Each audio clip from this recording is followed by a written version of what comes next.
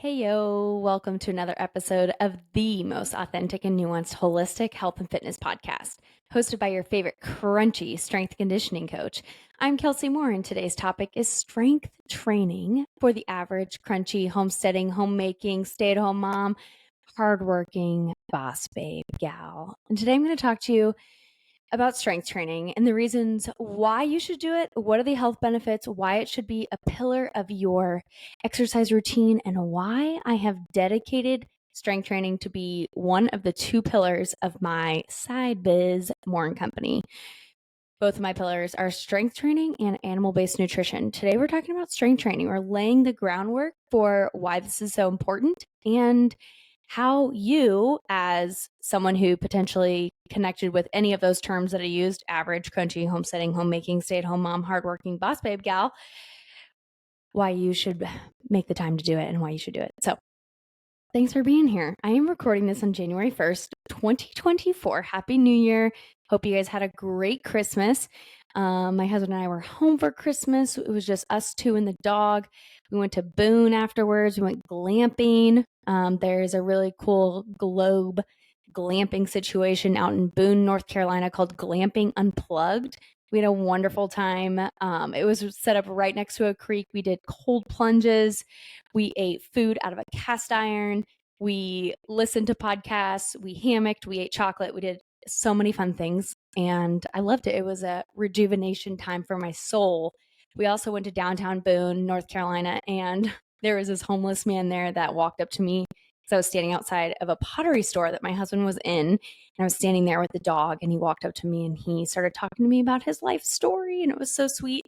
And he told me that he hiked this mountain called Snake Mountain and he lost 90 pounds. And then afterwards, he was so fueled and fired up to exercise. And he started a fitness program called Holy Spirit Fitness for Jesus.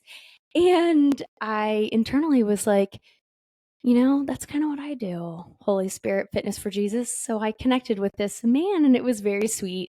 And it was just kind of a funny story. So we had a great time. And yeah, so that's kind of my life updates. My training updates include, let me backtrack, I guess. If you guys didn't listen to episode 1, where I revealed that I'm running or shooting to run a 50-mile trail race. Shooting for that in May of 2024. It's like a 5 to 6 month ramp up, which will include hopefully a 50K in March. Hoping to do the 50K out in Terrapin Mountain near Lynchburg, Virginia. Love that area. I went to school at Liberty, so it's good to kind of be back in the area. It's a little nostalgic. So yeah, and the reason why, I sound hesitant when I say that I'm running a 50-mile trail race is because I feel great right now, but I'm only running 20 to 25 miles a week. I don't know how my body will feel or will hold up when I'm running 40, 50, 60 miles a week. So 50-meter target, 50K in March, 100-meter target, very military of me to say, is a 50-miler in May. And I'm excited about it. But lots of updates coming. I'm definitely going to have a podcast with my running coach, George. And he already agreed that he would be on my pod. And he's going to talk to me about how he programs for me, how he takes into account injuries, nutrition, my bummy Achilles that I'm working on, shoes, packs, hydration, climbing. So much stuff that we could totally dive into. And hopefully that will happen at some point. So I'm excited to have him on. I'm already lining up a couple other guests to be on the pod, which I'm super excited about, which is great. But today it's just me. We're talking about strength training. We're going to start off. What is strength training? And I'm going to give you 5 main health reasons for why it should be the main pillar, especially for women when it comes to their exercise routine. So very simply, what is strength training? Technical terms would be what is resistance training, and that in essence just tells you more about what it's describing. You're resisting a force, you're trying to overcome a force. Your body has these systems in place where it wants to rebuild and repair things if you give it the right environment. And strength training is an acute stressor that chronically allows your body to overcome and to become more resilient, whether that's in your muscle mass or whether that's in your soft tissue, or whether that's your bone, or even neurologically making more connections between your brain and your muscles, or balance or agility, or all of those things, those come into play when it comes to strength training. And specifically for women, there's so much more that goes into strength training, more than just what would happen for males. A lot of the things are similar when it comes to working with men and women, but the reality is working with men is somewhat a little bit more simple because they're much more linear. They're calories in, calories out. I can give them more activity, less calories, and their body will become more lean how I want it to do, how I want it to be, for example, when I'm working at work. But when I'm working with women, I have to take into account other things like their metabolism. How much are they eating? Did they have children? Do they want to have children? What is their sleep routine like? All of these other things come into play when I'm talking about the health and body composition of most of the women that I work with.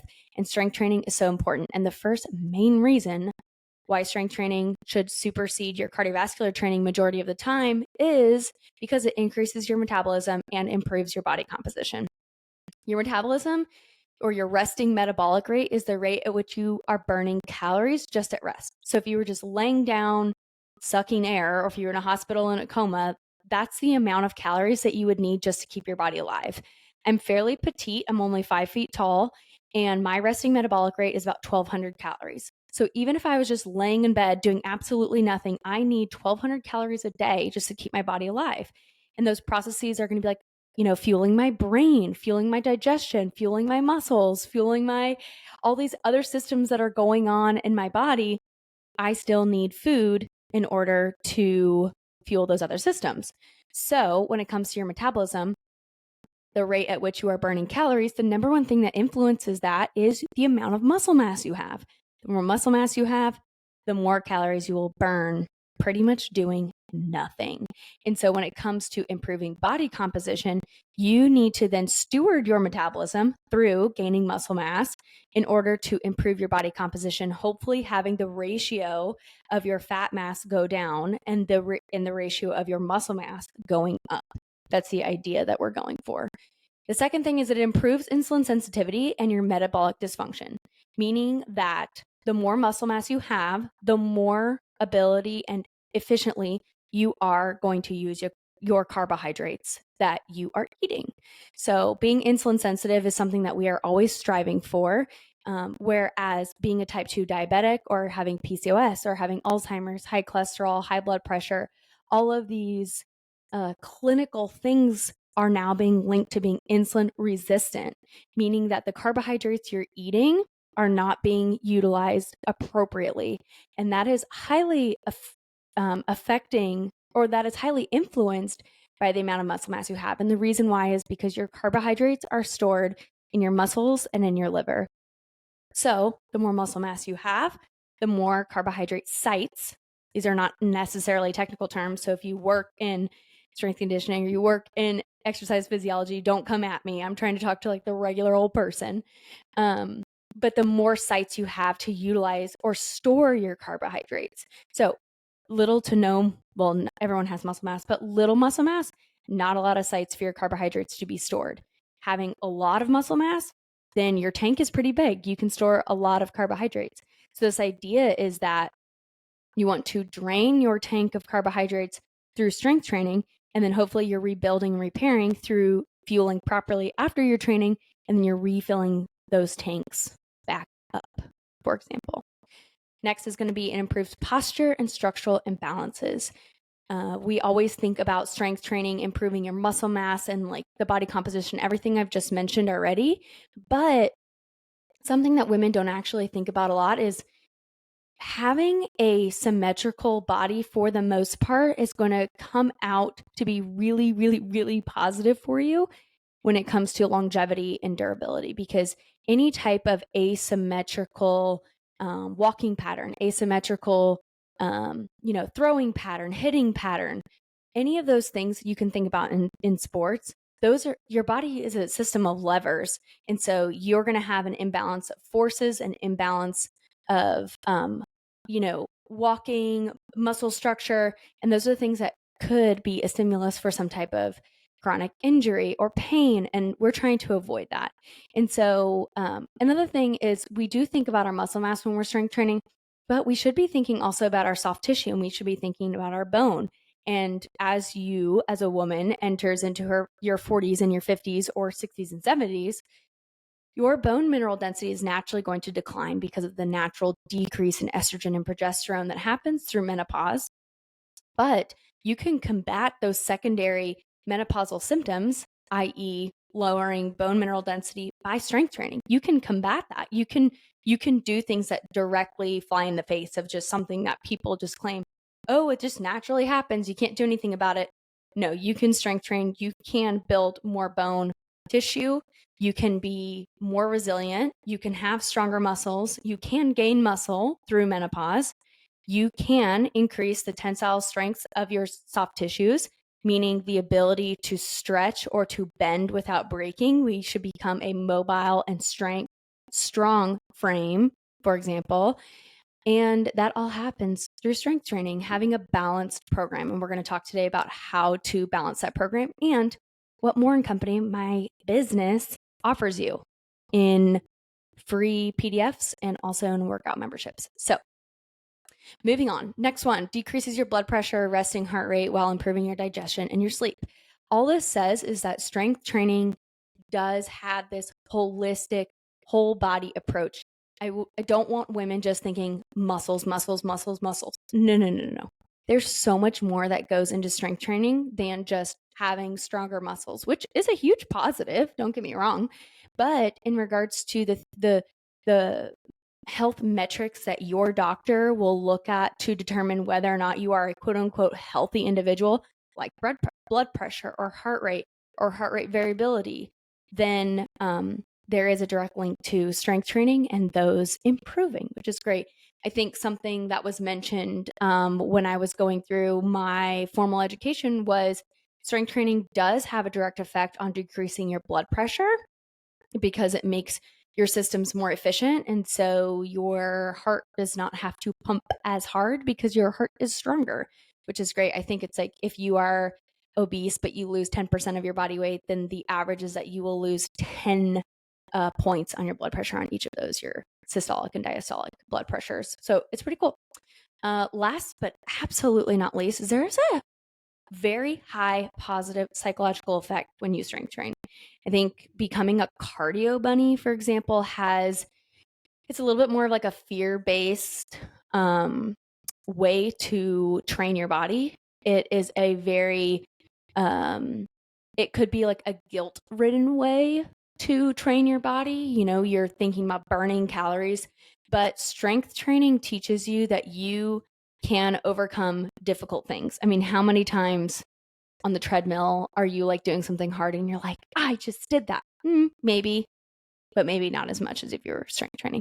Because strength training, you not only have qualitative numbers to track because you can see that you're getting stronger, but if you take pictures of yourself throughout your transformation process, then you can also see your body composition changing. You're probably going to sleep better. You will have better digestion.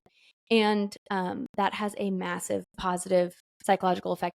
Another thing that I always talk about is it is so crucial for women to press forward and to do difficult things. And strength training puts you in an uncomfortable situation. If you have not strength trained, then it's going to be something new that you have to learn.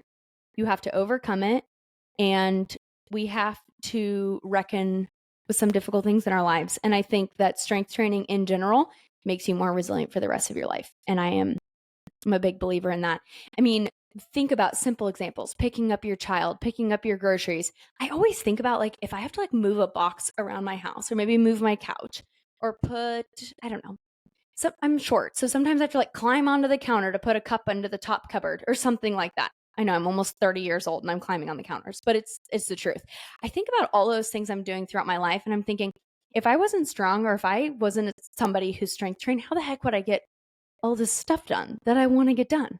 That may be such a silly way of like looking at life, but that is definitely what I think. Or even, you know, if I have to like pick up my dog or something, I just think about these practical ways where I'm like, no, I need to be strong so that I can do all the things that I want to do. And those will influence my memories throughout my life. Okay, I think that's my 5. Yes, those are my 5 things on why strength training is positive for you. Okay, at the beginning of this podcast, I mentioned all these different like niches of ladies. These crunchy ladies, homesteading ladies, homemaking, stay-at-home mom, hardworking, boss babe gals. Yes, okay. I have found this really unique niche on the internet where it's like all of these women who, maybe had a negative or like suboptimal response, like traditional medicine, or they feel empowered to like take care of their home and make that a priority, but not in like some weird, like religious traditional way. They just see that they have this incredible influence over their family and their home, and they want to steward it well, whether that's in making bread or cleaning up the toxic chemicals in your house or taking care of people or teaching their children or whatever the case is, right? Building a business, all of these different things. So I have found this super unique, crunchy, like homesteading space on the internet, which is amazing because I parallel that life. I just don't have children and I work outside of the home. But because I am a strength coach by trade, I get these very interesting questions from this particular set of women. And one of the main questions I get about strength training is, but were women strength training 100 years ago? And to that, I say, no, but they were having an insane amount of physical labor. And I don't think anybody would argue with me on that. But also I think that putting structured types of exercise in to have an exercise routine is important nowadays because we do have to combat the standard American diet. We do have to be more intentional. Look at what science says, look at what performance metrics say to combat our obesity epidemic. If we just said, oh, we need to go and like live like people in Spain who take naps and they enjoy life and they sit outside and they drink their coffee and they do all these wonderful things, that sounds great, but guess what, we're like 10,000 steps past doing that. Like we have to be way more intentional now to have better body composition, and that's why I lean heavily on metrics like you should be strength training 2 to 3 times a week. You should be eating at least 100 grams of protein. You should be walking outside for 30 minutes a day. Because if I don't give those lefts and right limits to help guide people forward, specifically women, in regards to this podcast, like who's going to listen to this, then we're not making great actionable steps forward. So when it comes to like, were women strength training 100 years ago? Were they eating 100 grams of protein 100 years ago? No, they were not. I will fully admit that. But we're so far past that. I have to give left and right limits to make actionable steps. I hope people understand that. Okay. I'm going to answer like a bunch of questions and then we're going to go through the practical steps. Okay. Next question I'm going to go through. How do I balance strength training with cardiovascular training? Well, let me talk about the difference first of all. So strength training or resistance training, I always say should be done 2 to 3 times a week, and consistency will always beat intensity in regards to strength training, meaning that the more often you do it, even if it's for 30 minutes, that's going to be way better for you than one time a week for 60 minutes. It's because it's giving your body more reps. It's giving your body more acute bouts of something to overcome and to get stronger from, if that makes sense. It's like you could do an arm day 1 day a week, but your body's only having to respond to that 1 day a week.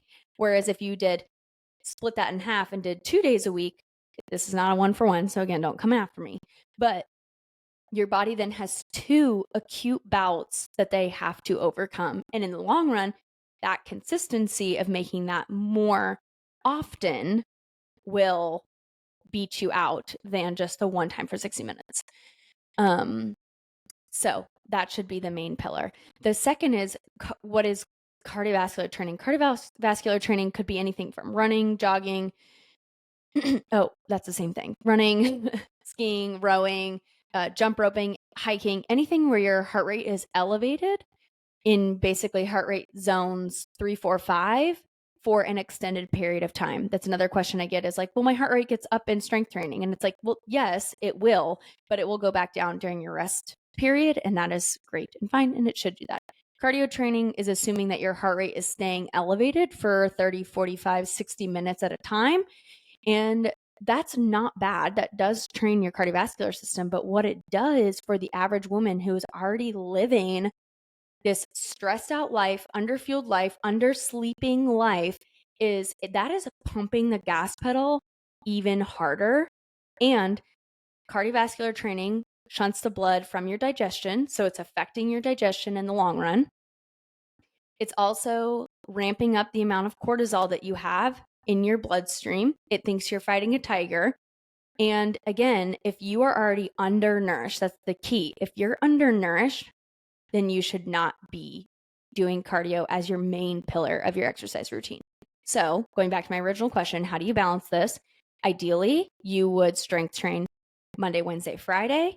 You would do cardio Tuesday, Thursday, and something fun on Saturday. So let me break it down.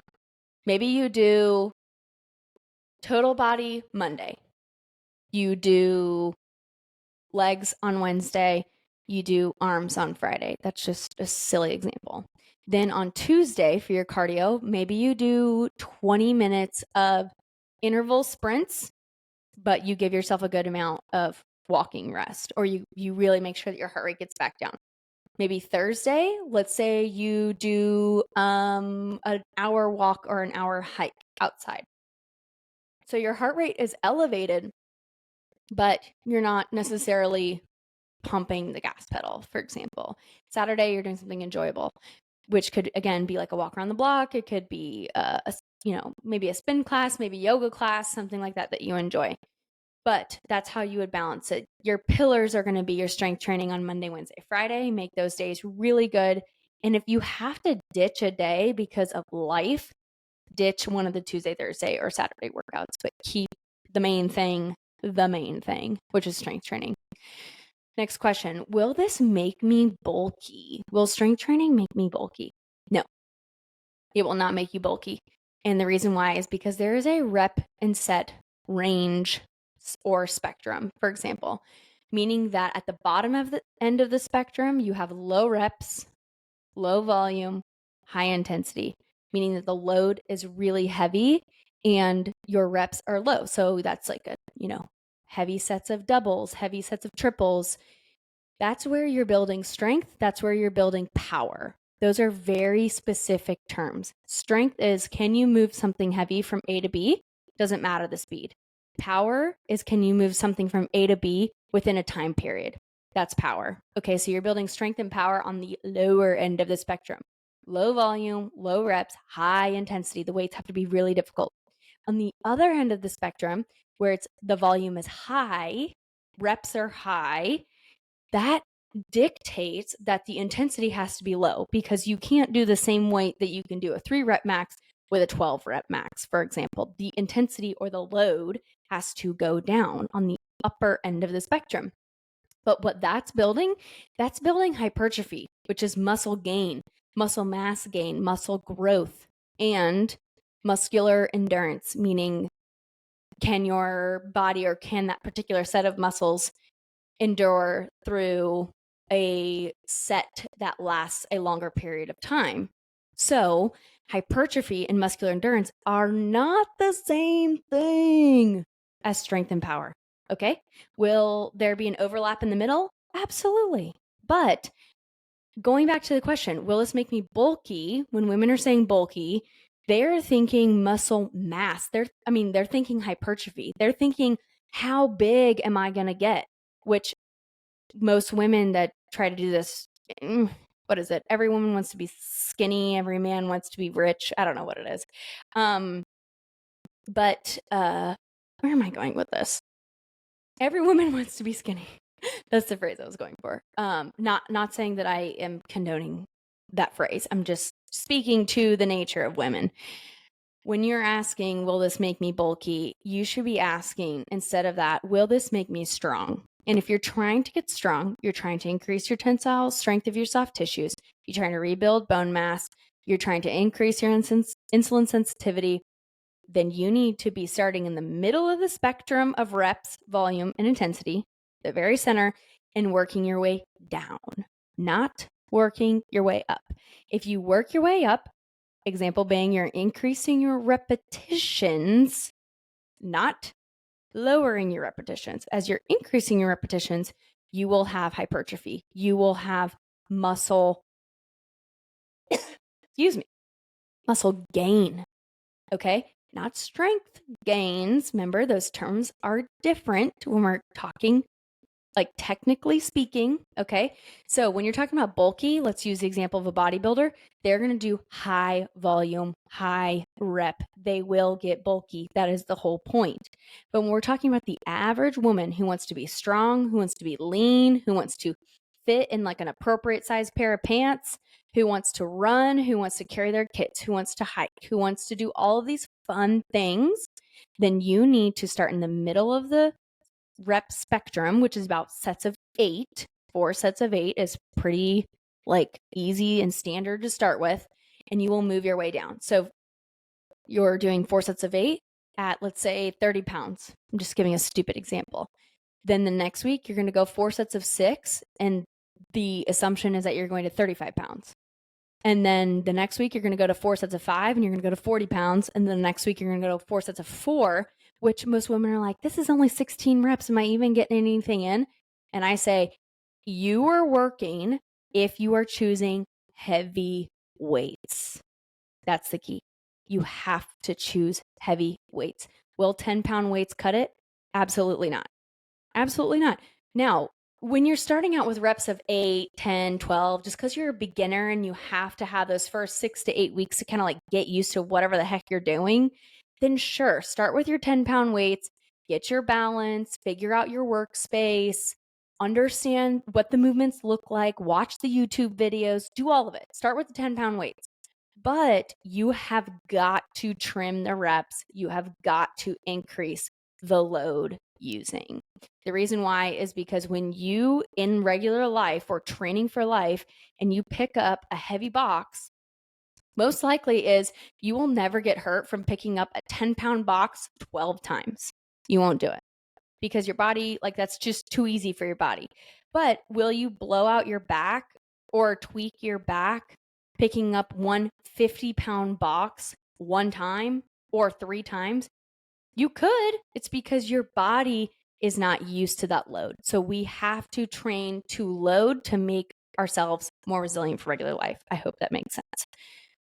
Because you probably won't ever, the likelihood of you getting hurt from picking up a 5-pound bag of groceries is so low. That will never happen. So why are we curling 5 pounds in the gym? Tone, lean, those terms mean nothing. Sorry, fitness industry. Lean means something, but toning is not a real term. So let's move on. Okay. Next question. How the heck do I get started? Okay, I made a very free, easy, linkable PDF on my website called, I believe it's called like the Average Crunchy Girl's Guide to Revamping Her Value Training and Nutrition. And I've included 2 weeks of free strength training workouts on there. And if you didn't already know this, those exercises linked on that PDF are linkable. Sorry, I just said linked, but they are linked to YouTube videos. So if you don't know what an exercise is, please click on it and YouTube will pop right up. It'll tell you how to do it. It's great. That's kind of like a 2-year goal for me, is to start up like a YouTube with all the exercise videos so I can link my own stuff to my workout memberships. But that is a beast of a project and I'm nowhere near getting that done. So you're going to watch videos of other people. Hope that's okay. But I would start there. It's a free PDF. That's why I put it out there. Free 2 weeks of strength training workouts. And I think women, we're still combating this idea that a workout has to be really hard for it to be effective. But that's just pure garbage. You don't even have to sweat. It doesn't have to take a long time. You don't even have to be sore. Again, consistency beats intensity. Okay. If sweating is what you're using to determine whether something's a good workout, then I can probably like piss you off and you'll start sweating, but that doesn't mean that you had a good workout. if that makes sense. So we have got to stay on track. So start with the 2 weeks. The second level is obviously I offer workout memberships. How the heck do you get started? You start on a simple workout membership where you start 2 days a week. Then hopefully move to 3 days a week. You start with dumbbells only. You start with something very simple. You follow videos, you follow YouTube channels, you track the weights that you're using. And again, I talk about this because I am doing my best to build this out for people. I'm a business. I'm trying to of course, sell you on what I have, but I believe in what I have. And I've taken all the years of me coaching and I've put it into something simple for women to do on their own. That's the whole point of me doing this. Next question is what are some things that I need for a home gym? A lot of women, especially if you have little kids, want to work out at home. And my first question to you is if you're realistically going to work out at home, amazing. If you're real with yourself and that's going to be a major distraction and you will just waste your money buying equipment, then it's probably better for you to invest in a gym membership so that you can get out of the house. Sometimes they offer free childcare. It's a community that you can be a part of. You can join a group. You can go every day at 9 a.m. or whatever the case is. It might be better for you to join a gym. But if you have this desire to have a very small home gym, then some things that you may consider purchasing are obviously dumbbells. You can do a version of every single exercise in dumbbell or bodyweight fashion. I promise. Start out with maybe 10-pound dumbbells, but in light of what I just said about the rep scheme and how we have to choose heavier weights, we have to get stronger in that sense, then you should consider purchasing dumbbells up to sets of 25, 30, and 35. Because you can start, let's say you're goblet squatting. Sure, you can start with one 10-pound dumbbell to goblet squat, and then you have that range to go. If you have 35-pound dumbbells, you have a range to go up to 70 pounds. That's pretty heavy. And you can do a million different variations to make that more difficult for yourself.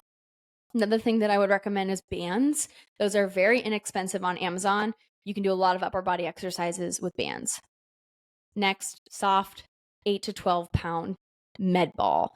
You can do med ball slams. You can do elevated push-ups. You can do rotational exercises. You can do plyo exercises. You can do so much with a soft 8 to 12-pound med ball. And again, fairly inexpensive. Lastly, but certainly not least, I definitely would recommend some type of yoga mat. It's easier on your feet, on your knees, on your hands when you're doing just different exercises. Easy enough. Dumbbells, bands, med balls, and a mat. Again, realistically, that's all you need to get started and to have that consistent routine for yourself. Next question. What if I have an injury or I have pain in a particular movement? This is the pain scale that I use, 0 out of 10. I always ask people, especially the guys at work or if I'm working with women in person, I have to get their subjective thoughts about how they feel about something, and I have to turn it into an objective metric so that I can make the next step change for them. For example, pain scale. If your pain, not soreness, that's different. We need to learn the difference.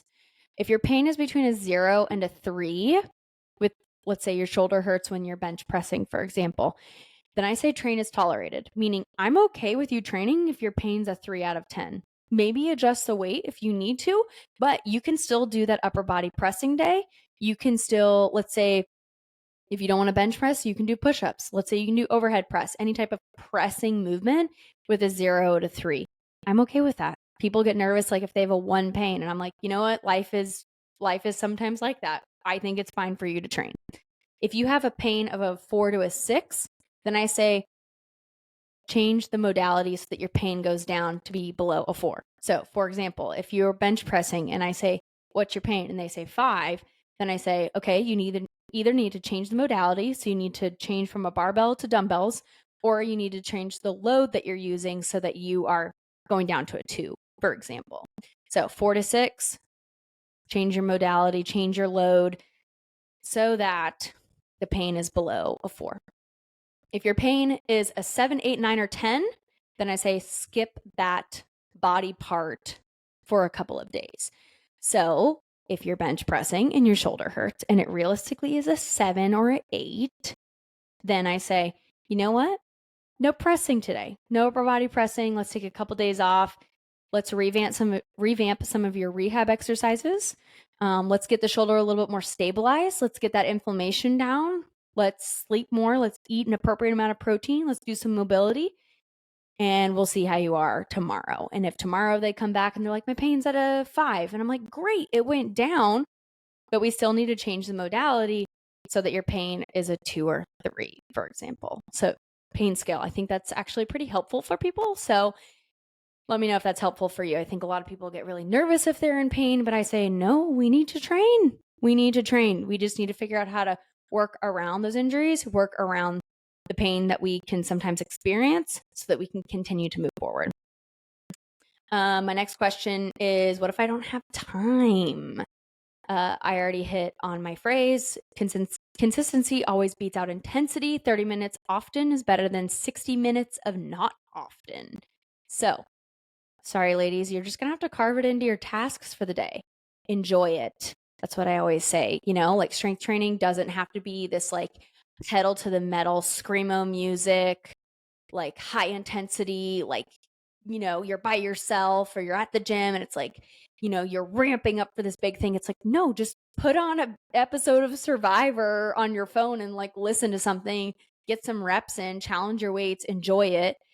Another thing I always say is like, don't try not to get annoyed with your kids if you're working out at home. Include them in it. It's okay. It's all okay. Consistency beats intensity. Teach your kids how to strength train. Have them watch you, mom, how to strength train.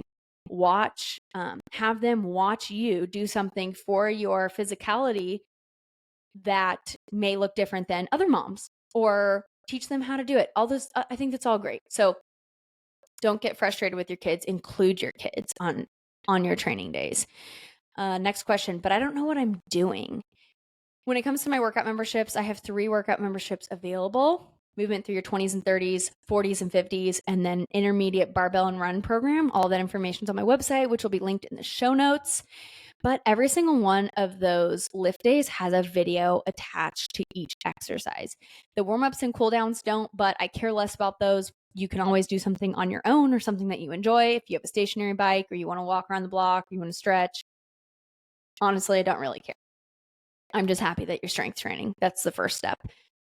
But if you don't know how to squat, if you don't know how to hinge, if you don't know how to press, if you're nervous about your form, if you're a form Nazi, then maybe that's something you need to work on, because it's okay. We're all getting better. Then there's videos attached to every exercise. So please just, if you hop on the workout memberships, utilize that feature. It takes me painstaking minutes and hours to link all of those, but I do it because I know it helps. So find a program where you can watch. And worst case scenario, if you're on a workout membership that doesn't have videos linked, 9,999 times out of 10,000, that was a weird ratio, you can find what you need on a simple little Google. I promise. There's a whole world of YouTube videos out there that will probably get you 80% of the way there. And I, again, don't care about the 20%.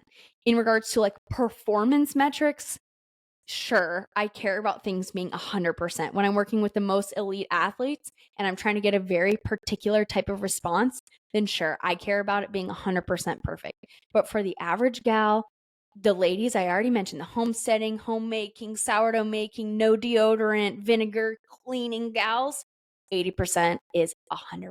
80% is 100% fine. I hope we all understand that. It's okay. Watch the videos. I promise. Dedicate some time to it. I promise it will make your life a lot easier. A couple notes on how to make strength training more effective for you is I've already gone over the rep range info. I hope we are all understanding that. If you don't understand that, message me on Instagram. But I think you should film yourself. Ditch the scale. Remember, we're not necessarily going for mass loss. We're not going for weight loss. We're going for fat loss in the long run. But you should film yourself, not only to see yourself move, but your body composition, how you look. your posture, your balance, where your weight is distributed, like in your feet when you're squatting. What do your ankles look like? What do your hips look like? And if you don't even know what you're looking for, then that's okay. But film yourself every once in a while so you can have metrics to look back on and be proud of yourself. You can send them to me. Just take the notes. I think that's really positive for you. Write it into your weekly to-do tasks.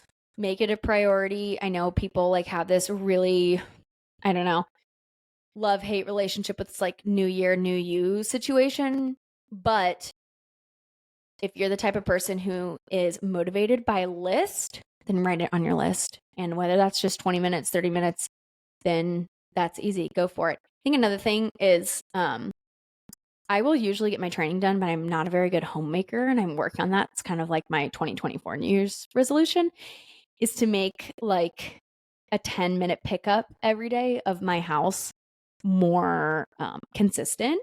But what I do, I'm sure every woman has done this in her house, is they set like a 10-minute timer on their stove or on their microwave, and they pick up as much as they can in 10 minutes. And then when the 10 minutes is up, then they just stop. And that's kind of like a boundary for them. But that's exactly what I do with my clients when they're first starting strength training. I say, if you have a home gym, or let's say you just have some dumbbells and bands out in the garage, set a 30-minute timer. You're going to get as much done as you can in 30 minutes. And I don't necessarily mean pedal to the metal, because I've already described that's not necessarily what we're going for, but you can dedicate 30 minutes at a time. And if you know you have a timer, then that's a backstop and a boundary to your day so that you know that you can check that off the list. That is the step number one. As you are making that more consistent and you're training 3-4 times a week, then sure, add more, not more repetitions, but add more exercises. Maybe add a little burner finisher at the end. As long as you're nourished, then sure, have these great goals.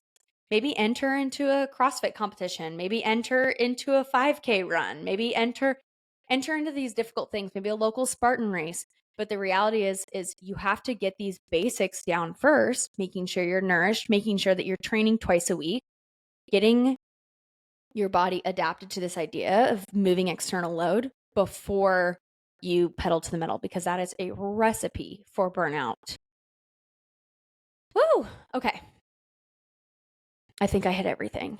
At the end of it all, I want women to enjoy training. I want women to challenge themselves. I want them to do hard things so that they have more confidence in themselves in regular life. And I have dedicated my life to strength and conditioning. This is something I'm incredibly passionate about. So yeah, thanks for following along. Hope you enjoyed the episode. Thanks for listening in. I've got to do all the regular podcast stuff that you probably hear on other people's podcasts. So please rate and review my podcast. Would love to hear some constructive, positive criticism here.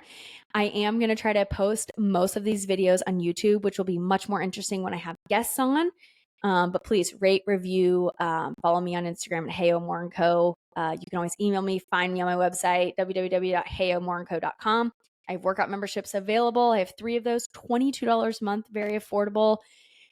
I just want women to enjoy what they're doing, and I am building systems and courses and books so that women can hop right on. So thanks for listening. Bye.